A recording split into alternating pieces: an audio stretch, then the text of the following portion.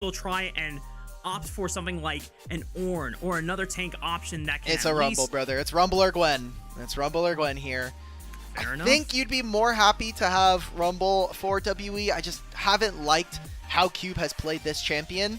Maybe they're even thinking about prioritizing another lane. I thought it was going to maybe be jungle, especially with how much of a focus, but Monki has been a player who has requested to get picked later on to see a little bit more of his opponent's draft. It seems like we're going to get one of the biggest comfort champions that Karis almost never gets access to in the Azir.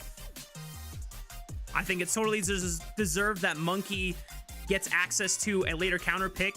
He has won 8 MVPs out of 12 total wins for WE. That means 75% of the time that his team is winning, it's because he's having a show-stopping performance. So, oh yeah, I agree. Let him have the Olaf. He's won 50% of the time with it. Let him have the Viego. Let him have these carry junglers, or at least have access to some of the stronger picks. Now, top esports, I think another option that they could have thought about is maybe the Aurora, but they're letting that one slide through, so there's no Aurora into Rumble counter if WE still want to pick the Rumble for themselves now.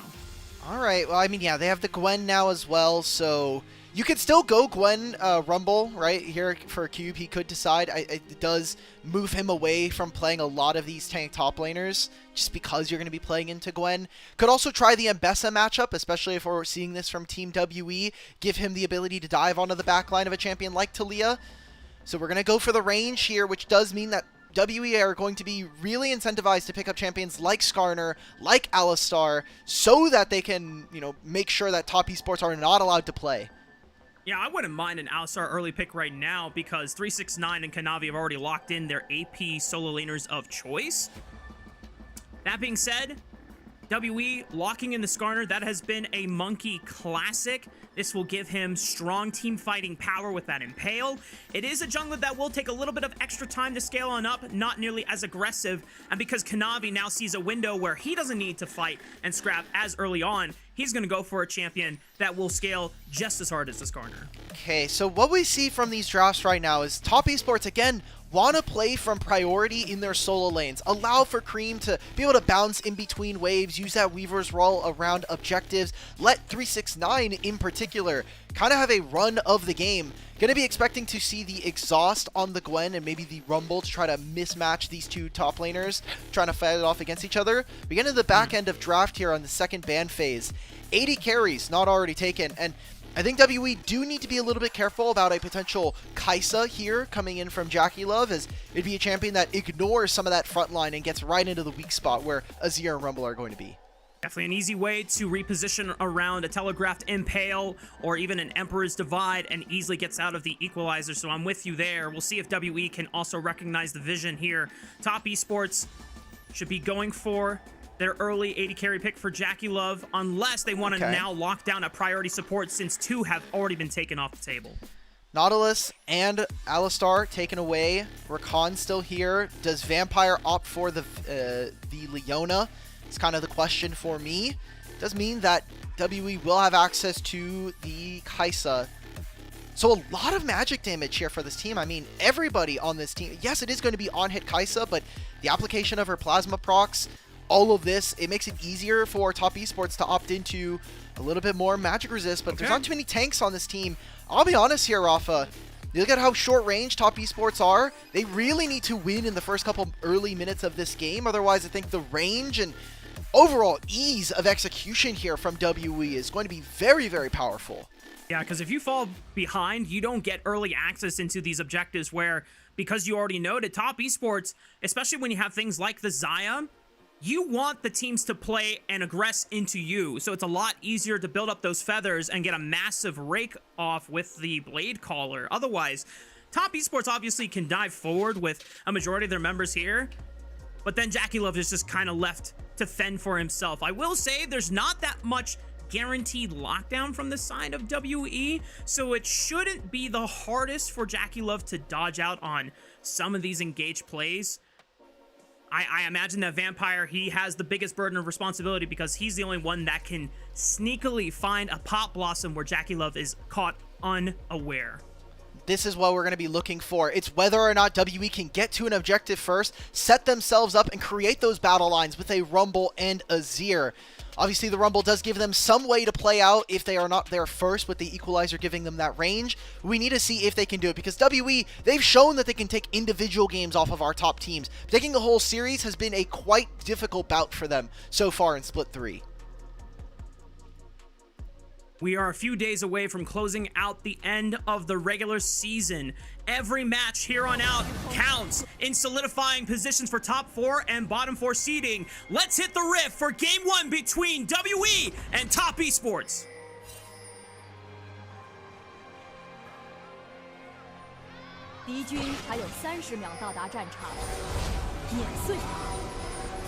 They'll be here for game 2. They'll be here for game 2. I already know it. Usually we complain. Monki does lose almost 2/3 of his HP to start. Thankfully, he's a jungle champion, so he can just recall, and he'll be in time for his camps.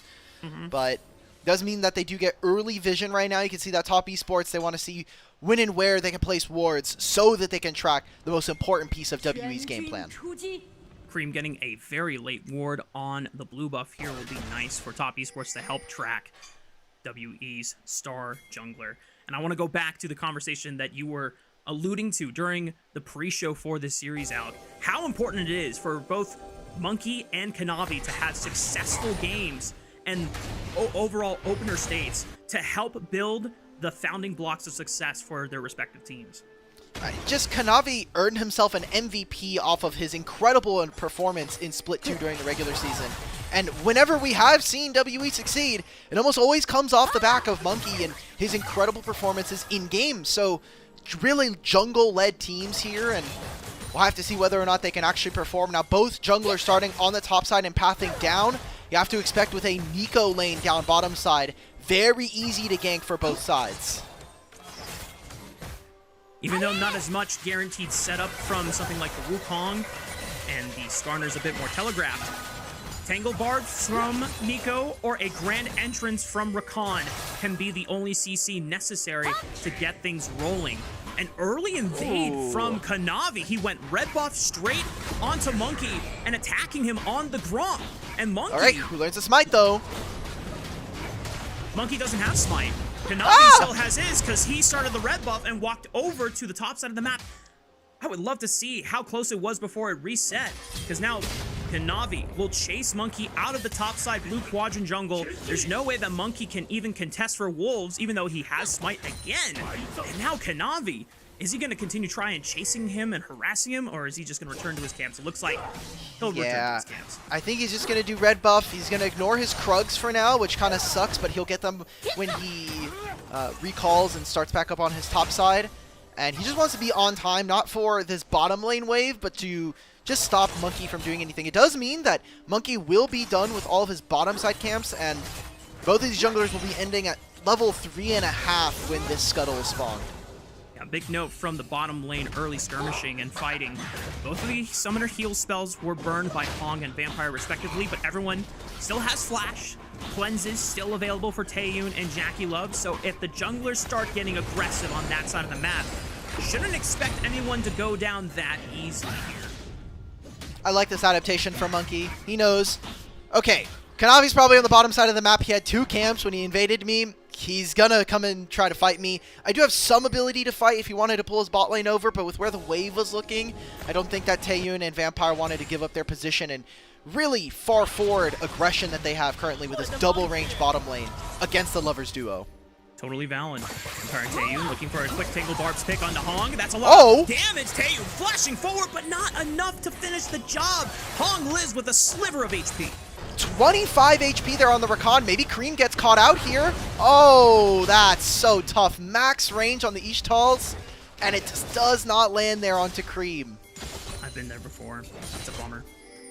Monki trying to see if he could take advantage while knowing that Kanavi was behind on the camp farming pace, as Monki had been mostly spending his time trying to just get as many camps as possible. That one window does not earn his mid laner anything.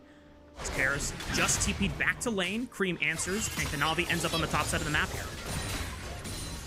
So 369 does have the exhaust. There's a phase rush available here for Cube with the wave pushing. If he does over-aggress, Kanavi is in the area. This sucks for Vampire, though. He's trapped right now in this lane, because Taeyoon's going to get here, so he won't have access to be able to stop the cannon minion that's available. I mean that we'll have to see where Vampire is going to walk, since he does have a little bit of a timer here to go wherever he pleases. TPs from both top laners going back to the top side of the map. Doesn't seem like we're going to get any early lane swaps. I feel like this is the first time we haven't had an early lane swap from a bot lane in many games here, Alk. I don't know what we do from here. Do we go get something to eat? Do we have enough time before Dragon? No. Well, it depends. I don't know how far your kitchen is. For me, it's a couple like feet away, so thankfully I won't have to be gone for that long. But I think it's fine though. You're probably more happy about keeping these lanes if you are WE. You can keep using your double range bottom lane. Skarner is still farming up and honestly has not really... You're down like what? Like a single piece of CS, but that was just because Monki was able to get some of his respawn camps faster. Aggressive trading from Hong and JackeyLove trying to set up for the collapse. Here comes Creme with Weaver's wall, but that wall was kind of underwhelming. Well, he also got off of it early. I feel like Top Esports... Their heart wasn't in it. They're like, okay, never mind. This play is not really going the way we think it is. They could have got Hong to actually connect a little bit further because of his battle dance. It lets him play alongside the front line and people who are going to be repositioning. The exhaust comes out from 369. Decent enough health though, saved by Cube. So you're happy with this position. Yeah, able to sidestep the last snip and needlework, so able to at least preserve his position in the lane on the top side of the map. Seems like both junglers are trying to heavily contest for the first dragon on the bottom side, but Monki and Karis now have position here. Remember, Creme, no Weaver's wall, so Karis has an ult advantage over his opponent. Monki and Kanavi yet to be level 6. Man, I think that is enough for WE to be able to get this crab, maybe look for the first dragon if they can do it fast enough. That's what I was looking for, because you can start the dragon with a Kaisa, but you really want to try to stay in the lane. They're going to see if they can find JackeyLove here. Yep, okay. Immediate flash, respecting the Ishtal's impact. You know, Alk, I've definitely seen one too many times in Split 2 where no one flashed the Ishtal's impact and then they flash when it's already too late.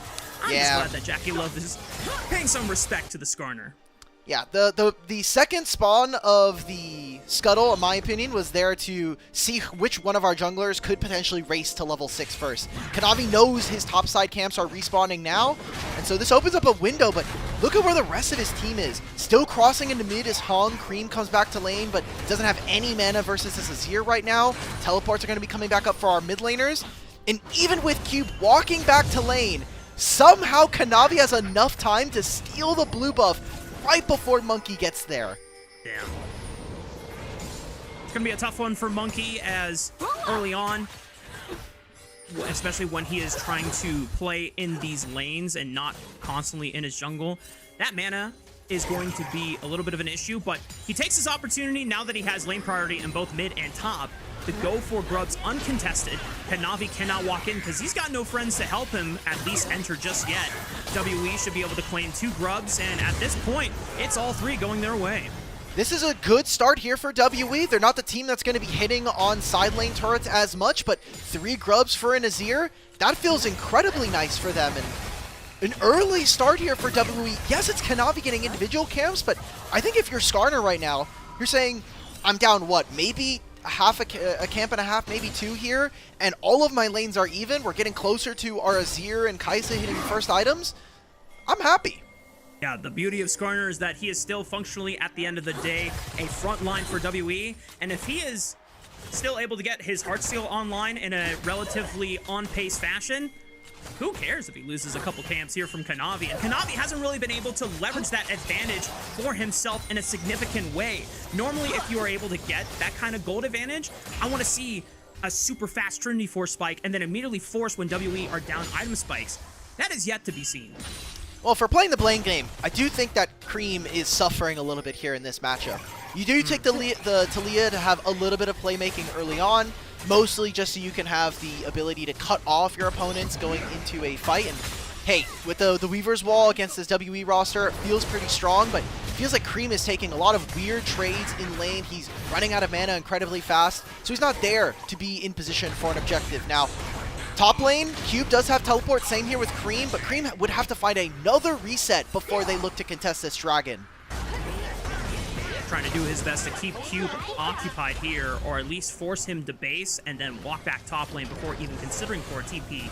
Because of that advantage, it's actually enough, combined with Kanavi and Hong getting aggressive in the river, that forces WE off the start of the dragon. Hong does have level 6, so can look for something a bit aggressive.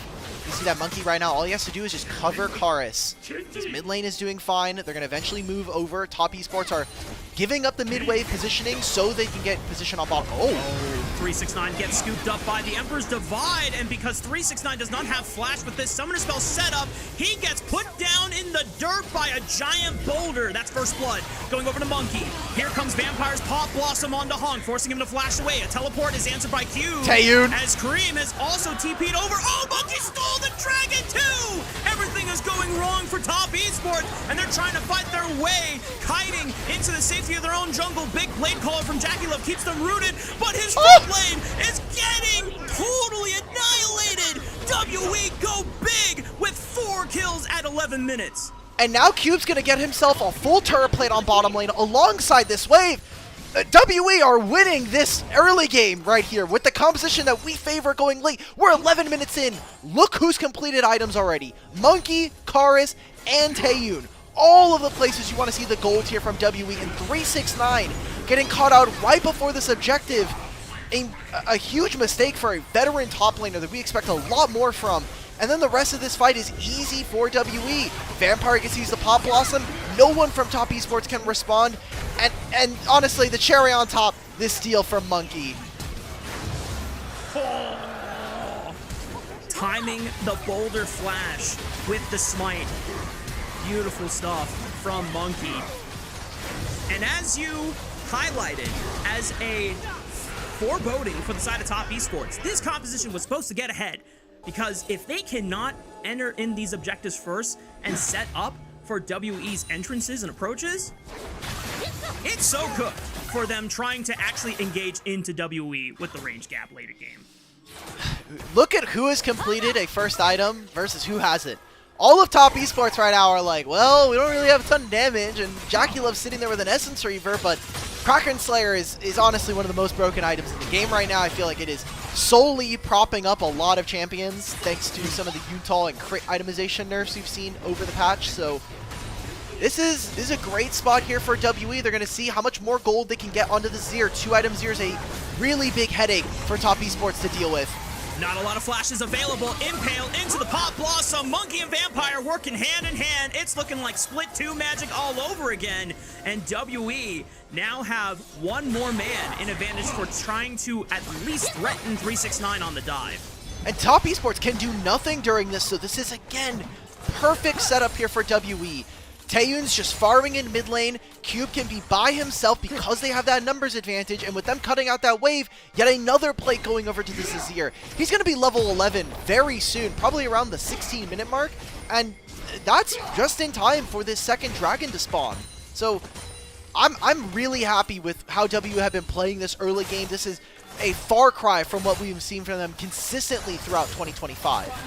Solo laners are performing well, if not stable, which is a big check mark for WE. Monki is able to find still an impactful early game as a little bit of aggression from Hong. Can he battle dance his way out of there? Quickness into the Cyclone.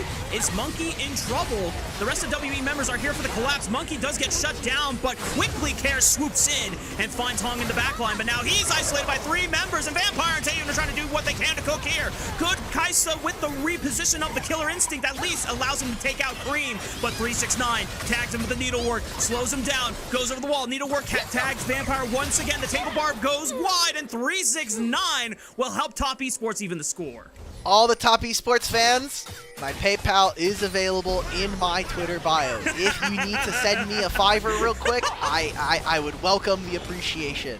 I just had to set up the caster curse there. Karis, I think his idea was that he was moving forward into Top Esports so that he could use the ultimate, but then ends up taking too much damage anyway and still ends up dying. So Top Esports giving up a large portion of their gold. It will mean that Top Esports will not have immediate move into what looks to be the Herald spawning here. it just takes too long, right? Like, where are the damage dealers? Azir's not here yet. There's a big wall that's stopping him, and I want to watch what Karis does here. So, gets the kill on the Hong, and you see this click forward. I'm thinking he's going to use ultimate. I like that Top Esports show a little bit of wherewithal. They know, and just free fire him, just bait him a little bit. Let him use his spells, and we'll be able to take a free couple of kills here and get waves away from their opponents. WE still technically have the gold advantage overall, but they are able to stop a lot of the bleeding that was being gouged by WE's early successes. Overall, 2.4 thousand gold in the bank in advantage, and it's spread somewhat evenly among a majority of the WE members here. The only person that doesn't have the advantage anymore is Monki, but I think all things considered, that's your tank. It's okay if he doesn't have a gold advantage over the So, I know we said that was an advantage fight for Top Esports, and it was, but think about what they now have lost. Cube got a turret on the bottom lane while all that was happening. They got the top lane turret solo there for Karis, and with him picking up an additional wave, eventually them moving into mid, that fight actually ends up being really advantageous there for WE. The one thing I will kind of question, and we'll see how WE respond, is now with some longer lanes on the side lanes, how are they going to be able to react later on in the game? Oh, Flash Impale goes wide. It misses. Well, that's a big team fight tool that's completely gone from the side of WE. They're going to start up the Dragon anyway, because Creme did lose his Flash in the exchange, and it just might be enough to scare Top Esports from being able to threaten. Yeah, they can't even do anything. Top Esports are now going to try and move in mid, but by the time they get this wave, they have not nearly enough damage done to this turret yet. Cube even saves the top tier 1. Creme using this ultimate now. I don't think it turns into the turret, though. If there was more members, if Wukong with his Trinity Force was hitting, maybe there's a chance. Well, he does hit Taeyoon with a nice flick, and that gives him enough pressure, and with everyone else from Top Esports collapsing, they're able to pick up the first turret in the mid lane. That will be very, very nice for them to at least have a lot easier of an access to both of these jungle quadrants for the rest of the game. That is true. However, one team does have Azir, so every couple of minutes, there's a free Azir turret that they can place in mid to give them a little bit of safety in that manner. But hopefully we get to see Top Esports continue to sap jungle camps away, as we've seen time and time again. It is a half a level lead almost here for Monki in the jungle, level 11 already. Imagine that with Kanavi stealing away some more camps, maybe if they can find Karis' flash, he will get his second point into his ultimate. Oh, Karis. There's a Monki around the corner.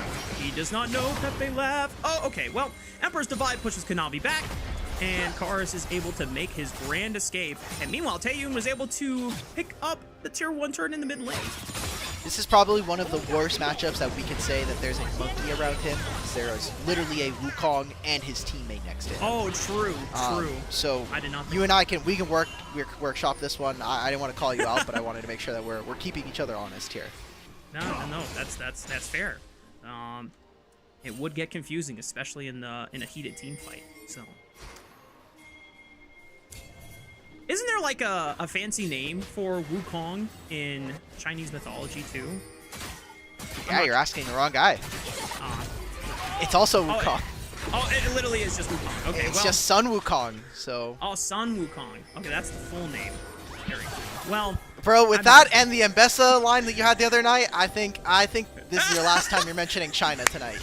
You might be cut off. So as we look back at the map right now, Top Esports are going to have access to mid. Creme's going to use the ultimate. Can they go long here for Karis? Doesn't seem like that's going to be the case. He got himself an extra wave, and he got some pretty decent damage down onto the bottom side. So we can see that WE are starting to pull apart Top Esports around the map. Top Esports still playing to the tempo of WE because of all the turrets they've been able to successfully take off from the side of Top Esports' defensive side. Now, I know we said that WE are favored the later the game goes on. Xayah, maybe not necessarily the best late game scaling AD carry, but JackeyLove has yet to die. Is there a world where JackeyLove can absolutely just go raid boss form 1v9 and save his team? It requires his opponents to make mistakes, unfortunately. It requires for Karis to not find the sweep onto him, for Taeyoon to also maybe get caught up in a flick from Creme or an engagement from Hong. Kind of a quiet game from our bottom lane on Top Esports. Hong has been really making a name for himself as a top level support, when he's on engage. And that is my problem as we get closer into playoffs, is some of the champion pools on this team start to get constricted as we get further into best of series. Just this last series that Top Esports played against Anyone's Legend, Hung found both MVP awards for himself in both of their wins over the Pandas. Unfortunately, this game is not looking like one of Hong's best, as he has been caught out by Vampire a couple times with the engages. But if Top Esports can still turn it around, Hong can try and find a way, as the flick will force the flash out of Vampire. Pretty big engagement tool. Ultimate out from JackeyLove in the ult land. Waiting for the Impale. Oh, you flashed into the Impale, JackeyLove! JackeyLove? That's right before the Dragon. And that's sole point potentially here for WE. Our Top Esports going to contest. 369 has teleport and he is taking a top tier 1, but this might not even be the Dragon. We're going straight to Otacon with our Kaisa ripping this objective. Kanavi has a pull out of Miracle and try and see if he can steal the Otacon away from Monki. Weaver's wall from Creme goes in. Kanavi tries Vampire. to get through the Pop Blossom. He can't get in. Kanavi takes out Vampire, but the Otacon is secured by Monki. Ishtal impact. Slant 369 into the wall. Kanavi gets dropped by Karis, and the rest of WE are rolling over Top Esports in our first game. They're making it look easy here. JackeyLove gets caught out first, and nothing that 369 or Kanavi can do makes a difference here. WE, look, they can take games off of them, but we still need to see if they can close out this series. The item advantage was too strong. JackeyLove, we're going to continue to fight here. Can he cook? Okay, he finds Taeyoon. He can kill Monki before they secure the Dragon. Okay, at the very least, Top Esports will deny the third Dragon of the game from WE, but they still have a hell of a mountain to climb from this point on. It's a lot of gold going over to them, and they still lost some of their summoner spells. Most importantly for me is watching JackeyLove and his flash. An insane impale there from Monki. Also gets the killer instinct out from Taeyoon, but it just makes this fight so difficult for Top Esports. I feel like maybe there's a way for them to either ignore this objective. It is Otacon, to be fair, but you can go later for some of these waves. This choke point hold, I love this. Ooh. Kanavi gets to find Cube. Is this WE getting picked out on side lanes again? Just might be. The pitcher-in-pitcher is not expanding. Looks like they believe that it's nothing more will evolve from this encounter.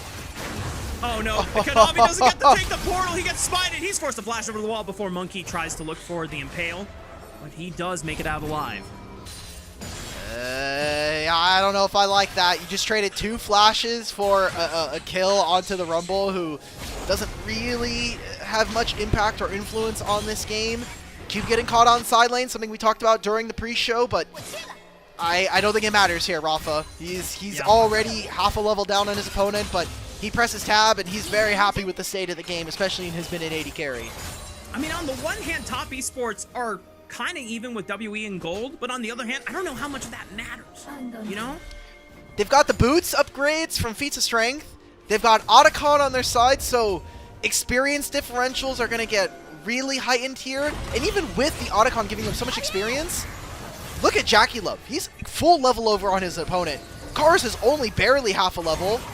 I think it's a testament to how much Top Esports have been able to prioritize getting their farm and putting it in the right places. And the question now comes down to how much can this Xayah carry in these fights? How much protection can Top Esports offer to their current reigning MVP leader from their squad in JackeyLove? WE have put out a very competitive opener against Top Esports. We'll see if they can close the game from this point on, as we still have a Baron coming up in the next minute. I don't like this. WE, they need to fight now. They're pulling Cube over while they're missing waves. Pop Blossom onto a couple members, stunned up by the Impale. JackeyLove goes into the air with a Feather Storm. Taeyoon finds his moment and assassinates JackeyLove in the back line. Equalizer from Cube, split up the fight. Creme and 369 trying to work together against the 3-man squad from WE. They're all split. With 369, can he safely walk up here? The Ishtal impact will slam him into the wall. Creme can't do anything to save his top laner. He finds a flick onto Cube, but there's practically no damage coming out from this Talia. Now he's trying to run for the hills, but WE can scale those hills if they want to continue the chase, but they'll let Creme survive on this one. Azir also got some kills on the back end there on the top side. Kills Kanavi, is able to take down Hung. Top Esports, man, they look completely disjointed here in this fight. They're going to teleport members over, use these Hex Tech portals, and at 25 minutes, start this Baron up. WE have from start to finish outclassed Top Esports in this game number 1. Hong has Smite. I've seen crazier things happen in this league. 5,000 HP. Monki has 1,200 versus 900 from Hong. He goes in. No way this is going. Yep. He gets killed before he even gets a chance to look for the steal. Nicely done from WE to respect even a unsealed spellbook Smite, and Baron is secured. My problem here for WE is I thought that they needed to find a go button now. Creme splits up this fight, and Vampire's Nico, man, multiple, man, Pop Blossoms. Just finding so many. Kanavi cannot correctly apply any damage, and let's just call a spade a spade. JackeyLove is getting caught now. 2 fights in a row, right before some of the biggest objectives in the game here. So you're giving over gold and a ton of pressure to WE from a team that we're expecting so much more from as our regular season first place team. Vampire with the 3-man Pop Blossom. Does he have follow-up? Cube comes over the top with the equalizer. Taeyoon's into the back line looking for Kanavi. Creme now has arrived, but Taeyoon flashes over the seismic shove, and Creme just gets blown to shreds. Top Esports lose out on 3 in a blink of an eye, and WE can continue the siege. Baron here for 2 more minutes, a wave coming in through bottom lane. Cube's going to push this mid, and as they continue to play out, Dragon will spawn and put them on soul point if they really want it. With 3 grubs, how much further does WE end up going? This could be at the very least an inhibitor if they decide. Inhibitor turret will fall for WE. The inhibitor will be the next on the chopping block here. It looks like WE will not breed for any more. They have broken open the base against Top Esports. A portal from Hong probably won't find much because everyone from WE has Baron empowered recalls, so everyone gets to go back home. This was an R5 Xayah from JackeyLove. He got to see what the rest of the composition was looking like. He said, I want to choose this one.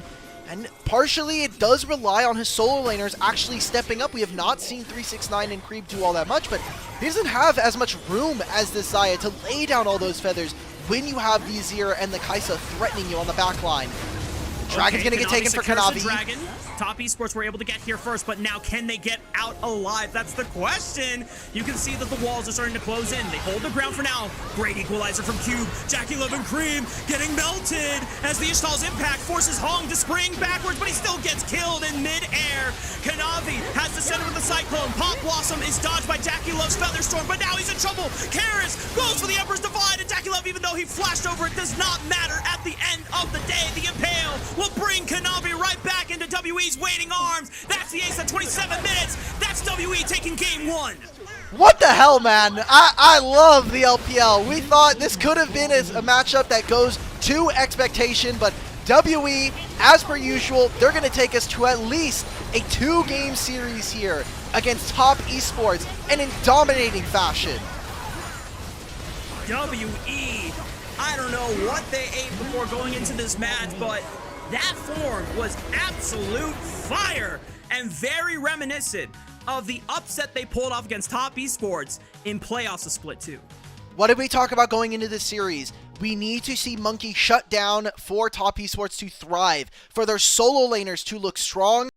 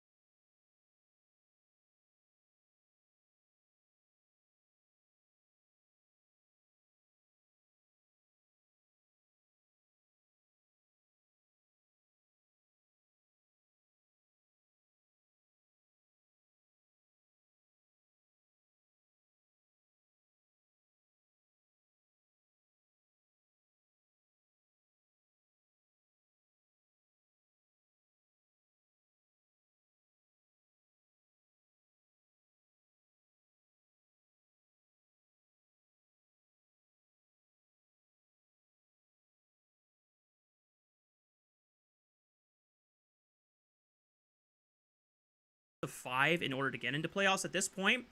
One of the important reasons why WE want to still pick up as many wins as possible before the end of the Rumble stage is there is a chance that if they were able to win all of their series, they can get out of the 7th, 8th place seed and get into 5th and 6th. And if you've been following LPL and know who are the teams coming in from Group Nirvana, you know that the teams from 1st and 2nd seed are on a whole other level than the teams coming in at 3rd and 4th seed potentially. I know that EDG did lose to LGD 2-0 a couple nights ago, which was very, very devastating. If they lose to LNG, we are ripping a new one, brother. I might have to leave the Discord. I'm not gonna lie. You're gonna get pinged in the middle of the night for that one, for sure. Yeah, I think that talking about, you know, their play-ins potential series, obviously WE are locked already into play-ins due to them losing so many matches early on into the split, but they have 3 series left, including this one, and these are some of their toughest opponents. Top Esports tonight, IG later on, and then AL as their final opponent. I think an incredibly tough schedule that if you put in front of most other teams, they are going to falter in a lot of those matchups. But if they win every single one of these series, and obviously we're looking very far in the future at this point, they actually can end in 5th place. They have as many individual game wins as Weibo and JDG. The crazy world we live in, and the fact that WE have been able to remain incredibly competitive, at least going the distance in a majority of their series over the course of this regular season, may just be what saves them by the end of the Rumble stage if they can make a 3 series win miracle streak. Maybe. Look, we've seen some miracles from WE. Now, last time, it was because they had to play against all the bottom teams of Group Ascent when it was a 10-team league. So, you know, it was a bit tougher, or a little bit easier. You had 2 teams you could feed off of on NIP and Thunder Talk.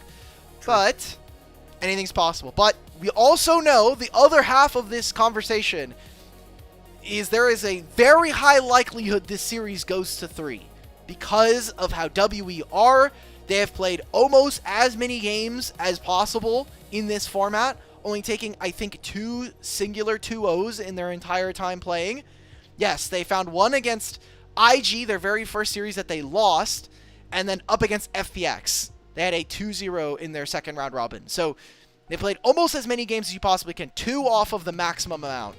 And I don't know what's wrong with this team, man. It's just like they either lose game 1 and then they bounce back for game 2, and then they just look lost in that last game, or they open strong and then all the magic is just sapped out of them. I wish I could give you a more concrete answer.